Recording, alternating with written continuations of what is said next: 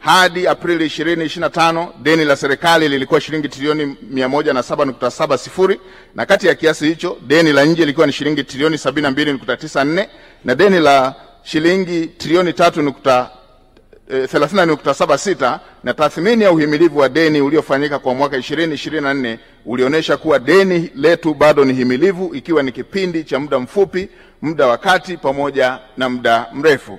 Katika tathmini hiyo, Mheshimiwa Spika, viashiria vinaonyesha kuwa kwa mwaka 2024-2025 tathmini ya sasa ya deni la serikali kwa pato la taifa ni 40.3 ikilinganishwa na ukomo ambao ni 55. Hatupaswi kuwa na hofu kabisa kuhusu jambo hili.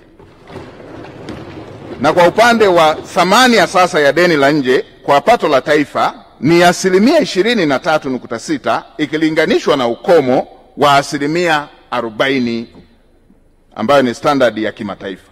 Na thamani ya sasa ya deni la nje kwa mauzo ya nje ni 123.8 ikilinganishwa na ukomo ambao ni 180. Hatupaswi kuwa na hofu na jambo hilo.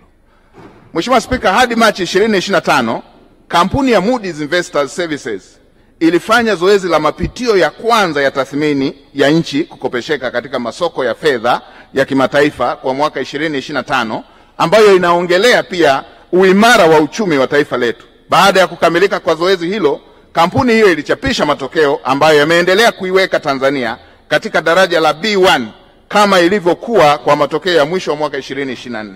Aidha, kampuni nyingine kubwa Fitch Ratings iliendelea na mapitio ya kwanza kwa mwaka 2025, inatarajia kuchapisha matokeo hivi karibuni.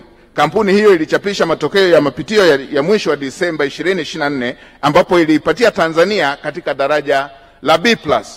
Mheshimiwa Spika, katika matokeo ya tathmini nchi yetu kukopesheka katika masoko ya mitaji na uhimilivu na uimara wa uchumi kimataifa inaendelea kuipa taswira chanya nchi yetu katika medani za kimataifa. Matokeo hayo ni bora kuliko nchi nyingine katika ukanda wa Afrika Mashariki na Kati na kusini mwa jangwa la Sahara.